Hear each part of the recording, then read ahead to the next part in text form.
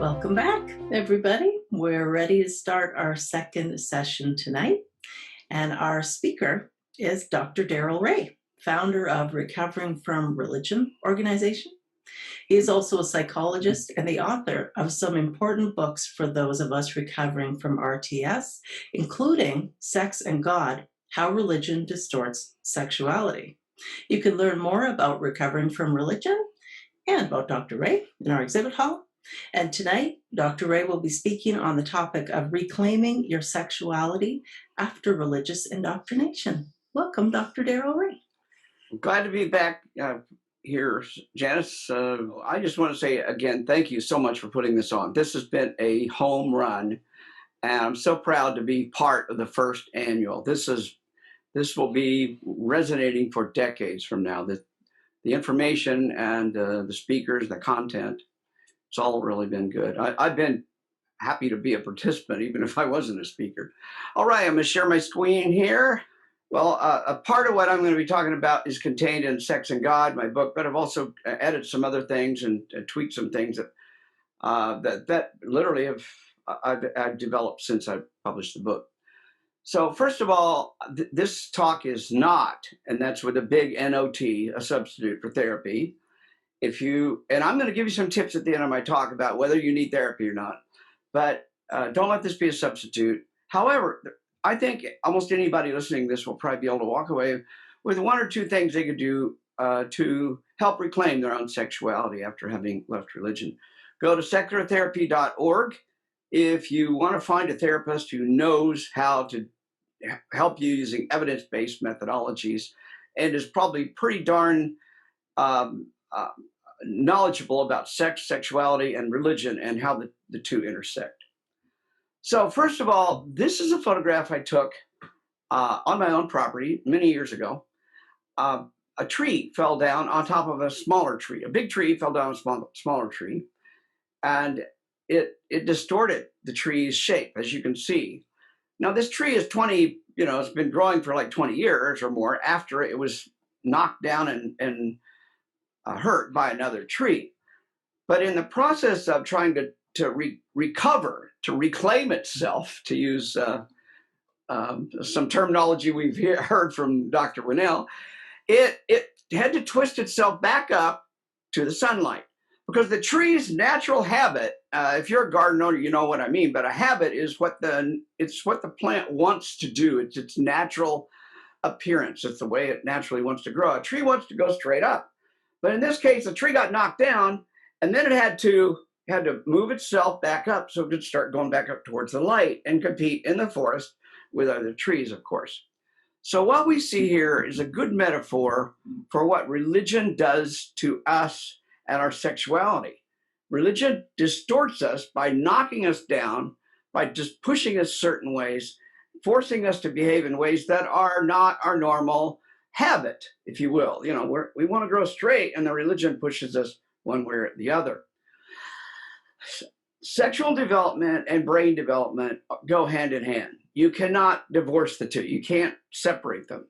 So if religion is telling you to do something sexually, it is also going to affect the brain.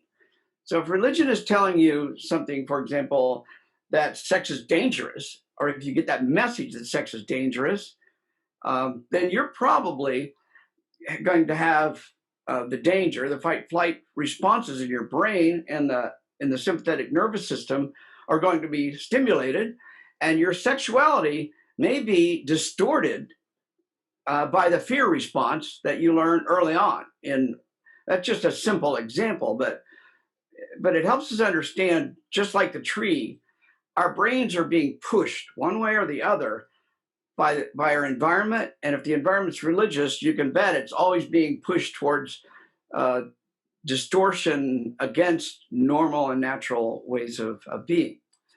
So when you're a religious ideology, you are being taught notions of virginity, of purity, of harms about normal behavior like masturbation, which every mammal on the planet practically, and certainly every primate on the planet masturbates.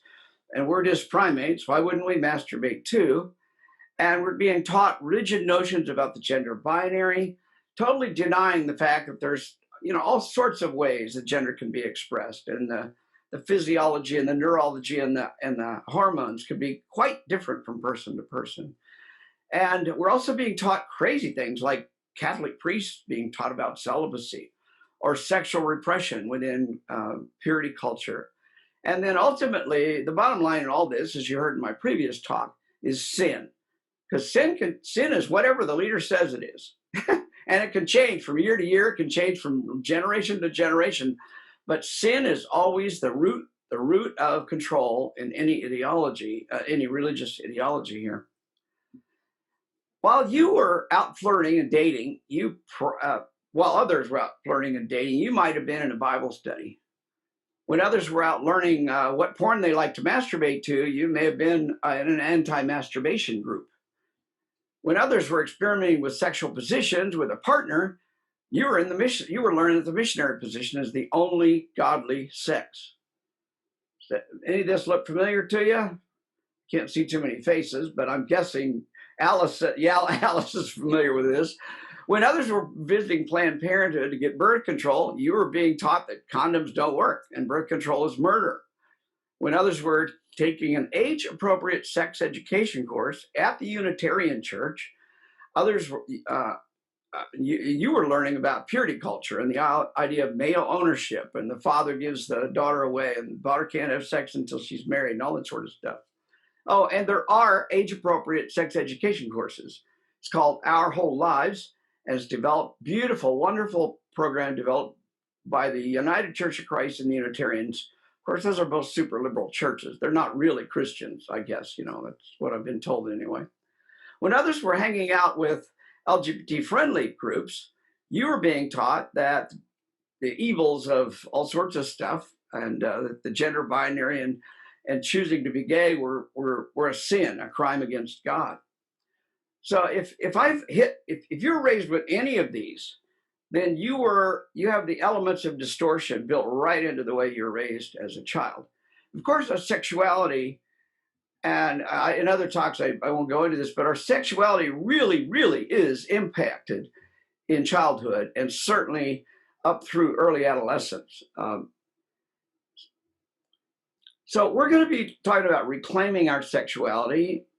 And I talk very frankly. If you've never heard one of my talks before, then close your ears, because you're going to hear some very frank sexual talk. But first of all, let's just set the ground with a philosophy, an understanding, and that is that this is the only body you're going to ever have.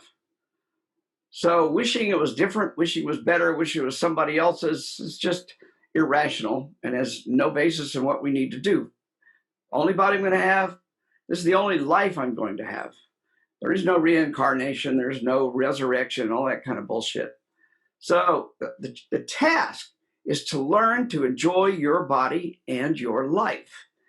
And I'm here to suggest that your enjoyment of your own body is the beginning of enjoyment of your life as well. Those two are pretty tightly intertwined. Just like I said, brain development, sexual development are intertwined. You can't separate these two things, your sexuality and your body. So you need to do all this without religious ideas. Now, the reason I put this slide up here is because I don't know how many hundreds, probably thousands of atheists or very non-religious people I have come across over my career who still harbor religious ideas in their head about their body and their sexuality. And it is mind-boggling. And they continue to have sexual problems. They continue to have relationship problems, largely because even though they may be non-religious over here, they still have religious ideas. And they've never challenged those ideas. So I'm going to be challenging a few of those ideas tonight. And I'm going to start by saying, watch what you think you may be listening. I'm going to introduce you to a concept, if you haven't heard it before, called automatic thinking.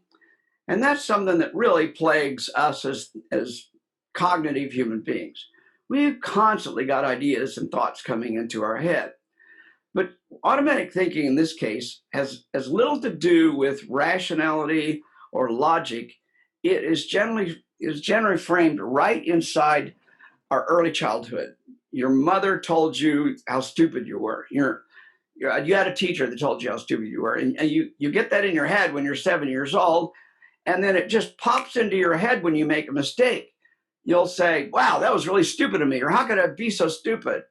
That is automatic thinking. It comes out of nowhere, and it's an automatic judge or judgment of your behavior directly related to probably to that teacher or that aunt or that parent's behavior so long ago. Automatic.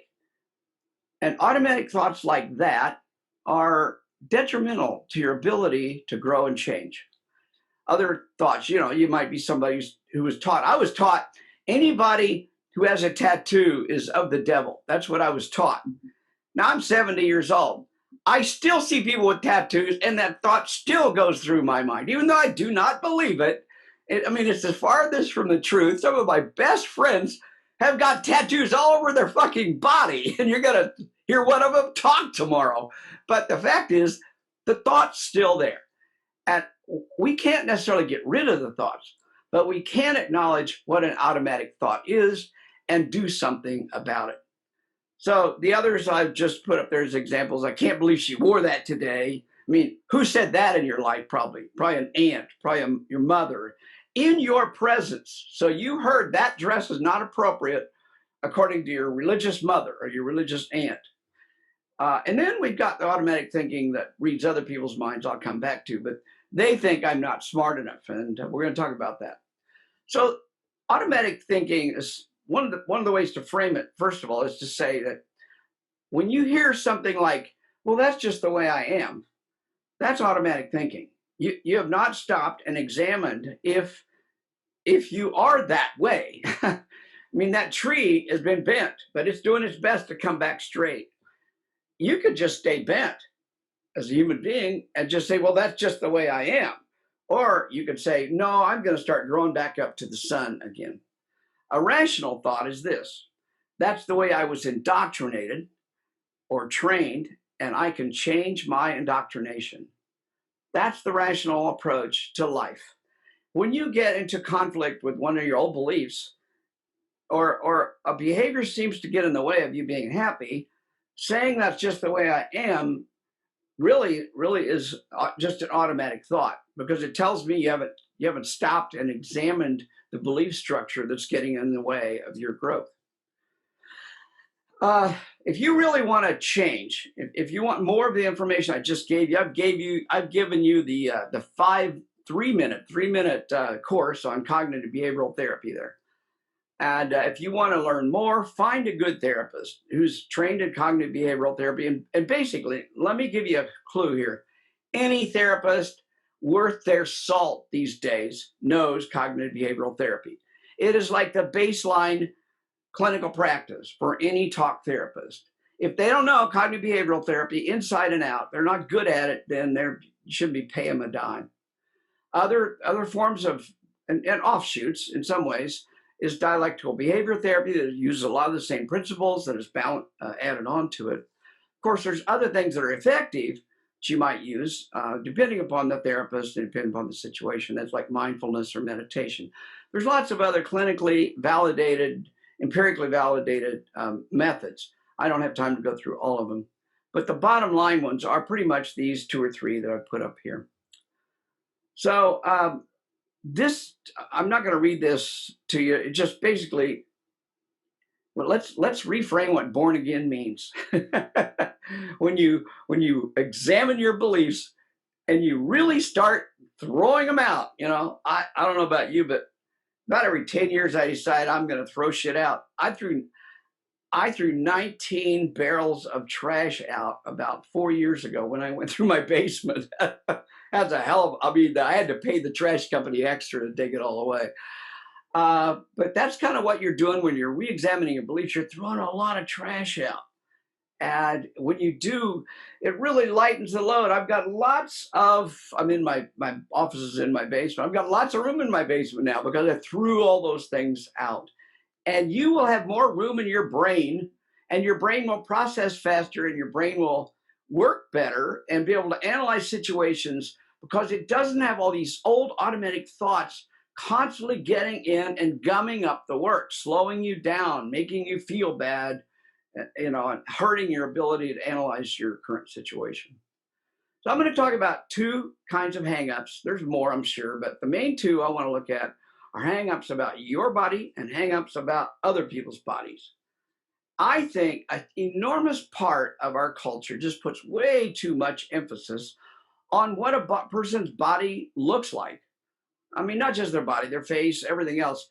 But when you let the culture define for you what's attractive, then you're cutting out entire portions of the world that might be really good partners for you. Either short-term partners or long-term partners. I really don't care. I'm not here to preach about, certainly not about monogamy. But the fact is that we have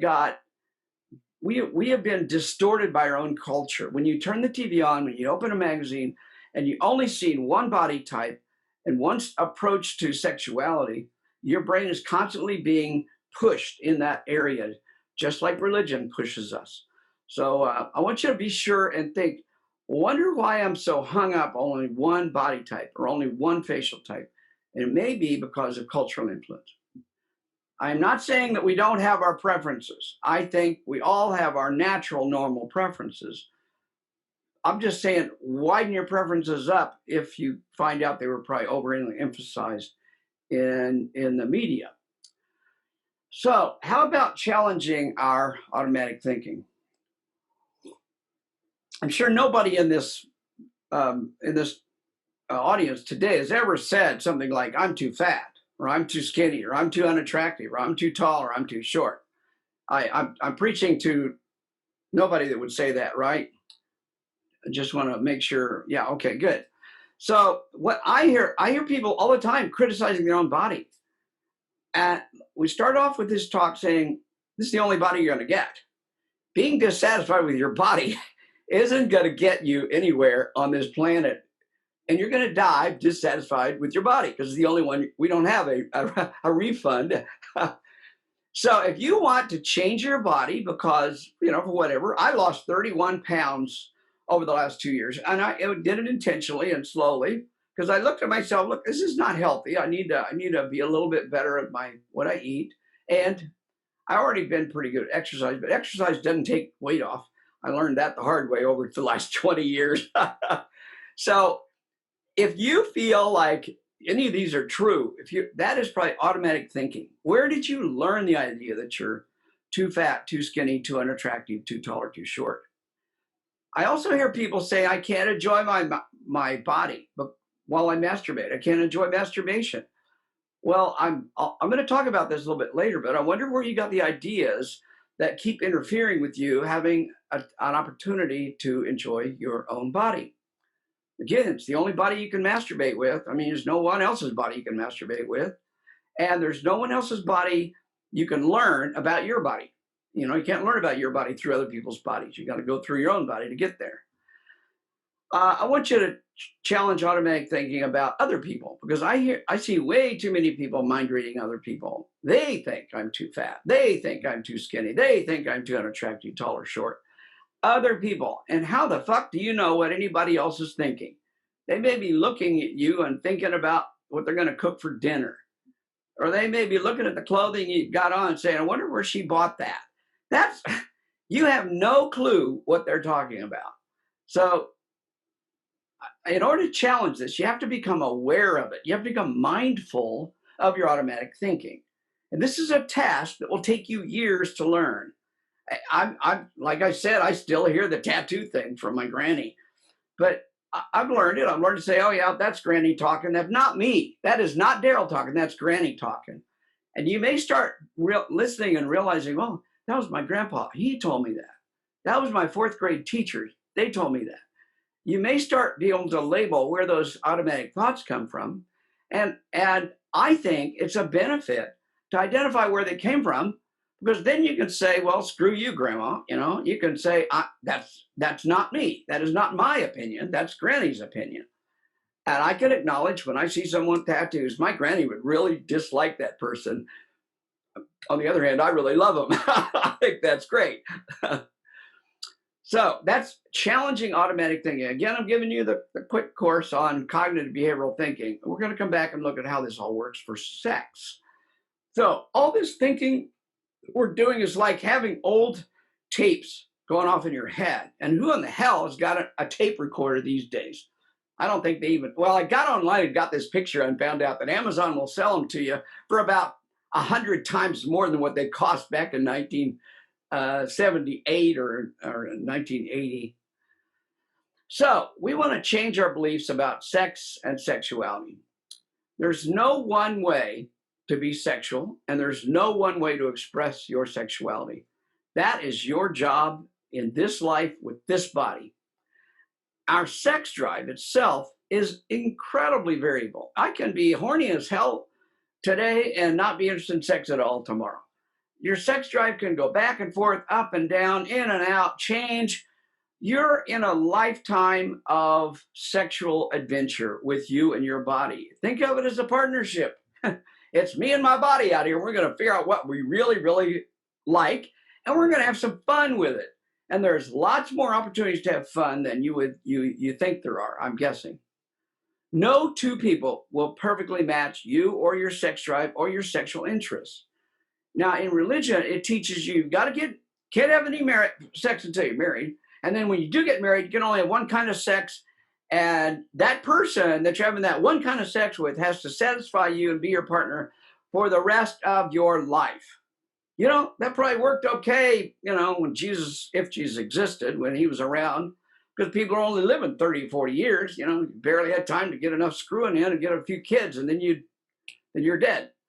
Well, now, we're living twice that long and still having sex. I mean, I'm 70 years old, and I had a nice sexual activity today with my partner, and we both enjoyed ourselves immensely. I don't fuck near as much as I was when I was 30, but I'm still glad I can do it. All right, so learn to ask for what you want from your partners and learn how to negotiate to meet your mutual needs. And I'm going to emphasize this next slide because it fits right into that. You did not learn any of this from your religion. The last 10 slides I put up here, I would get me thrown out of most any church. 98% of all the churches on the planet would throw me out. The Unitarians wouldn't. They'd probably be clapping. But so you have to, as a result of the fact that you didn't learn this, and most of you are well into your 20s, if not much older, you may find yourself behind. At Recovery from Religion, sex is one of the top 3 things we hear complaints about, or something related to relationships and sex. So we hear a lot of people basically saying, I could have been having fun through my 20s and 30s, and here I am 45 years old, and I'm just now learning how to masturbate. I've had Catholic women come into my office, who by the way, were still religious, saying they've never had an orgasm before with their husband. And of course, they're blaming their husband. And I can ask them a simple question. I said, can you give yourself an orgasm? And I get this wide-eyed deer in the headlights look saying, oh, hell no, I could never do that. That's against that's against my church. So, of course, that leads us down the primrose path of talking about, well, if you can't do it, how do you expect your poor husband to do it? And it's fruitful. I mean, I'm not sure they all ever leave the Catholic Church, but at least they're asking some questions before they leave my office. And they're having better orgasms, I'll tell you that. So if you've done all this, if you went through all the stuff I said earlier, then you may have missed critical developmental phases as a teenager. You may have been, all those things I was telling you earlier about when the other people were dating and kissing, you were in Bible class learning about purity culture. So one of the regrets we hear over and over again in Recovery from Religion is I missed important parts of my life. I feel like an idiot. I'm back out dating now because my religious spouse left me, and now I'm back out dating. I don't have a clue how to date, and I can't get the ideas of purity out of my head, and that I can't have sex with anybody unless I'm married to them. I mean, all these things are still in their head. So they need to go, and maybe some of you I'm talking to today, you may need to go back and re-examine the developmental phase you left, or you skipped, or didn't experience, and find ways to reasonably and safely re-experience those. Because it's an important step. You can't just throw it out the window and say, I don't need that step. You do need that step, but you need to do it in a way that's safe and sane, of course. Now, many of us left religion and went insane for a while, which is, that's pretty normal too. It's nothing wrong with it. It's just a little bit more dangerous than what you might want. When you look back and say, wow, I wish I hadn't dated that guy, or I hadn't done that activity. So here are some things that I learned when I got out of religion. I was basically about 38 years old when I did two things. I left a marriage, and I left a marriage and I left religion pretty much at the same time, because I was married to a religion. Her whole family was super fundamentalist, and it just was hard to get away from the religion, even though we were both, she and I were pretty liberal. But getting out allowed me to throw off a lot of things. And one of the things I always felt like was, and I'm going to say that I always thought that other people didn't like sex as much as I did. And I was told from very early on by my ex-spouse that I'm a sex addict. And lo and behold, when I found Patrick Carnes' book on sex addiction, I took his test. I really was a sex addict. So I'm thrilled to announce today that I'm a sex addict. Oh, and about 80% of all the other people I've given the test to are sex addicts too. By the way, Janice, you're probably a sex addict, so just letting you know here today. So there's an entire movement called the sex addiction industry that is based on bullshit. If you want to understand more about it, go look at my talk, The Myth of Sex Addiction, I gave a few years ago back in Oklahoma. And I'm not here to debate whether there's sex addiction or not. But what we're seeing is that religious people, self-identified religious people, are the ones that say they're a sex addict. Secular people don't, on the whole. But I still know secular people who believe that there is such a thing as sex addiction. And we're going to move on here because I'm not getting into that debate for this talk. Bring me back, Janice. I'll do it the next time. I learned that women really like sex, far more than I ever dreamed they did, and some of them like a lot more than I do. Have you tried the highest setting there, Janice? Don't go too long. But it was quite a shock to me to leave a marriage that was pretty sexless or minimal sex and find out that, in my case, I'm a male identified, that female identified people really like sex.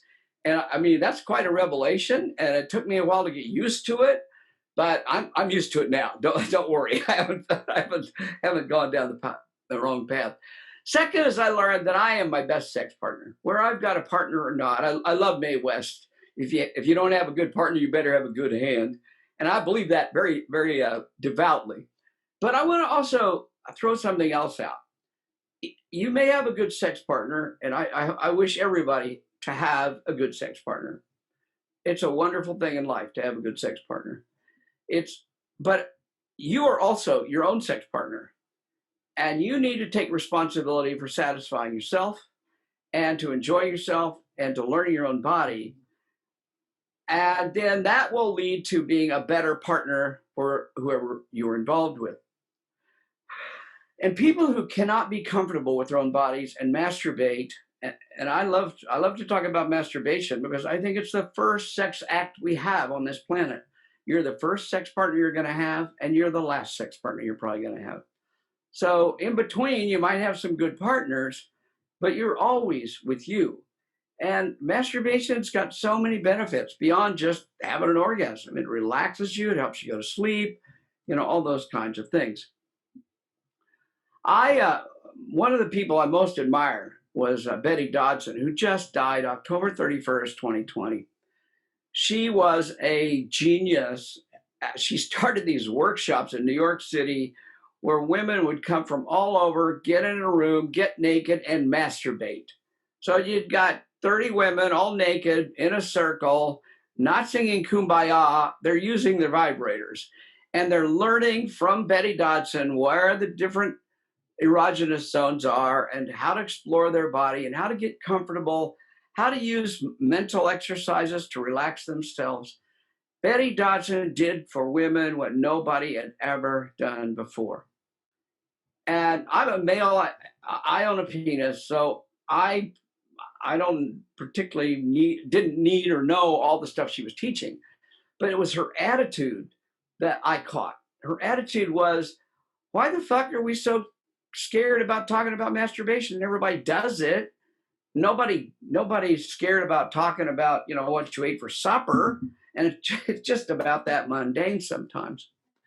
So let's liberate ourselves from sexual shame and let's be more open about our sexuality. Of course, we do it appropriately. You don't go to work and say, hey, boss, I jacked off this morning. You don't do that, okay? You do it in appropriate ways. And I think what you'll start seeing is the more free you are, the more free you feel as well. And the more you start exploring and identifying ways where you can enjoy yourself. My observation, and I don't think this is 100% true, but my observation is people who are sexually comfortable with themselves come off very differently in public than people who are not. They oftentimes come off as more confident, more relaxed, more easygoing, less physically rigid in their body. There's a lot of signs that somebody really doesn't give a shit, about restrictions or religious ideas. They are comfortable in their own skin. I don't think you can be comfortable in your own skin if you're not able to successfully masturbate and enjoy your own body. I'm making some pretty big generalizations here, and I defend most of them, 99%. So don't. I'm not just blowing smoke at you. This is what I really believe. So you need to learn to love yourself, be your own sex partner. And one thing you can do, and here's tip number one for us tonight, is if you were in a room, I give sex talks all the time, hundreds of them every year, or not 100 a year, but many, many a year. And if you've ever been to one of my talks, you'll know that I almost always start my sex talks, especially with a simple question. Do you masturbate? I do. And then I look at how many people raise their hands. And the ones that raise their hands are probably telling the truth, and the people that didn't raise their hand are probably lying. And that's close to the truth. So, we do know there's some difference between male masturbatory activity and female. It's not that big a difference, maybe 10, maybe 20% difference, but it's still very high in both sexes. So I think learning to be radically accepting of your own self and your own body is the beginning of losing religious ideology that resides in your brain. That religious shit's still in there, and it just kind of sits there festering and polluting your thinking process. So we need to help find ways to get rid of it. And I'm going to give you a little exercise. I want you to just imagine for a second that you've got your clothes off, you've gotten your vibrator out, you got your porn or whatever, and you're going to lay back in your bed or in your chair, wherever you like to masturbate privately, lock the door so your mother doesn't come in or something. And then you just start enjoying your body, even as you let the thoughts go through your head. I shouldn't be doing this. This is shameful. My mother didn't like this. I was embarrassed when I was a child. Let the thoughts come in and then let them move on out. The goal here is not to have an orgasm. I hope you do, but it's not the goal. The goal is to let those thoughts just move on out. And practice that and practice it, and you'll get better and better at letting those thoughts leave, just like I now let my grandmother's thoughts about tattoos just pass on out. I don't keep them. I don't let them sit there and fester and pollute my mind anymore. So my colleague and former director of this psychotherapy project, Dr. Sprinkle, likes to say this: if abstinence-only programs are truly about health and not about religious indoctrination, then masturbation would be a core component of the cult curriculum. And that's why I'm talking about masturbation so much. When you heard me, I was going to talk about sex, you probably thought, oh, we're going to talk about the good stuff, two people. I'm a one-person guy oftentimes. So there you go. So learn to love and accept other people. With that automatic thinking, you need to pay attention to that so you don't start judging other people for their sexual expression or their sexuality. Learn to negotiate, as I've said earlier. Learn to discuss and explore sexuality without judgment of yourself or judgment of other people. I've got a whole lot of, I could say I've got to move on here, but there's sexual distortions are actually by denomination. If somebody comes in my office and tells me what their hangups are, I can probably tell them what religion they grew up in. And because there's, it's almost too obvious sometimes, but you've heard of the Madonna whore complex, probably. That's a Catholic problem. No Protestant has that problem. I've never found a Baptist with a Madonna whore complex, but I found a whole lot of Baptists with purity culture stuff and male ownership and that sort of stuff. So I'm not saying there aren't big overlaps between the religions, but it's really funny how individual religions seem to emphasize different pieces. And to use our tree metaphor, each religion seems to push the tree in a different direction, but it still pushes the tree in the wrong direction. Any direction is wrong if it's not straight up for the tree. So here's my tips for expanding your sexual repertoire. First of all, if you've got a partner and you're hung up or they're hung up, let's try some new stuff.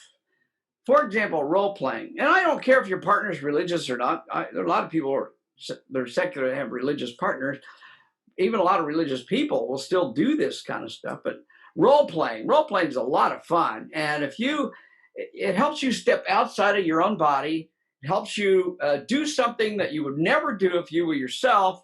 I had a partner for years that she loved to play pirate, only she wanted me to be the pirate, and she was the poor victim that was getting kidnapped by the pirate. Turned her on? No way. I mean, I'm just really turned her on. Well, who gets the benefit of her being turned on? You know, what's wrong with this picture? So role playing, and I bet a lot of people who enjoy role, not everybody does, but role playing gets you out of your own mind. It lets you relax. It lets you play something different. And then when you're finished, you can sit down and have a beer or a wine and talk about it, how much fun it was, what you liked, what you didn't like. I mean, there's kind of things like that. I think it's fun to take a field trip to the porn shop and see what's the latest, greatest. You know, what's the latest videos out there? What's the latest toys? Let's buy a toy. And guys and gals, I'm just telling, and anybody else, of course, if you go into a porn shop, always talk to the female clerks. They know what the fuck they're talking about. The male clerks, they just want you to buy shit and get out of there. So I've learned the hard way that the women that work in porn shops, they are the ultimate experts on a lot of things sexual. So take a field trip and get over your shame of going into a porn shop, because we're all raised with that shame. Oh, we should never go into a porn shop. Also, I think there's an opportunity for you to go attend some conventions or munches. There, every town on this in North America and probably in a lot of other places has munches. There are BDSM munches, or they're swingers munches. They're munches of just people with a common interest around a certain type of sex. Nobody gets their clothes off. Nobody fucks anybody. They just stand around talking and getting to know each other. And they may belong to the same club somewhere, but the munches are just to have a meal, a drink, and talk about whatever. A lot of times they don't even talk about swinging or BDSM. They just, talk about their hobby. They like to play a game or something. You can also go to conventions. I'll tell you, conventions are BDSM conventions, swingers conventions, other kinds of sexual role play, fur conventions, all have workshops that you can go in, sit down, and watch an expert teach a skill, teach an idea, teach a concept or an approach to sexuality. That's where I learned to Florentine. I'm pretty damn good at Florentine. Most of you probably don't know what Florentine is, and I'm not going to explain it to you right now. But if I learned it at a convention by just listening, going to the convention, you pay your money, you sit down, nothing but adults around that all agree with you, that all are interested in the same thing. And what it does is it relaxes you. It lets you be yourself. I'll tell you, when you leave one of those bunches or one of those conventions, you'll probably gotten rid of about 25% of all the religious hangups you had. And it's the next one, you'll get rid of another 25% probably. Now, I want to be real honest about something here. I'm running out of time, so I don't want to go too far here. But we have this notion in religion that you have to be married for the rest of your life. You can see this in every one of those pictures is some kind of a connection with two people touching each other. When people touch each other like that in a relaxed, intimate way, they're producing oxytocin in each other. And as we know from a lot of biological research and sexual research over the last 20 years, oxytocin is the bonding element. And many people get bond really quickly and really hard. Other people don't bond so quickly or nearly as hard. And that's just the variation of our species. Some people produce a lot of oxytocin. I've got vasopressin down there. That's the male side of oxytocin. I don't have time to talk about all these things. But what I want to tell you is you may be the kind of person who really bonds quickly and easily, which means you probably fall in love very quickly. And remember, falling in love is basically a biological function. It's a neurological, biological function. So if you fall in love easily, you also get your feelings hurt easily if it doesn't work out. Keep in mind that I think it's kind of liberating to know that Dr. Helen Fisher identified many years ago that we only produce oxytocin in a relationship for about 4 years, and then it starts going down. Which means after about 4 years, if you're in a marriage or any kind of relationship, you probably have to do something to stimulate it and bring it back up. Not that you can't stay married for a long time or stay in the same relationship for a long time. I don't care. But don't expect that feeling of, we call it new relationship energy, that thrill that you've got when you've got a great lover and you just can't spend time apart. You've got to be there all the time. That's a fucking biological hormonal thing going on. And once you understand that, you'll realize, okay, if we're having less time together, if we're not as interested in each other, it's not because we hate each other. It's because our biology's kicking in, and we can go visit a porn shop, go find a new way of having sex, pick up some BDSM stuff. Any of those things will rejuvenate the hormones that are being expressed. I know couples have been married for 30, 40 years, and they still got new and creative ways of stimulating each other. Of course, swinging brings a whole nother body which really brings up the oxytocin again. I mean, there's a lot of things you can do. So I'm really pushing the edges here for you because we're going to get outside this crazy religious ideology. I want to throw a couple other resources out at you. There are some vanilla checklists.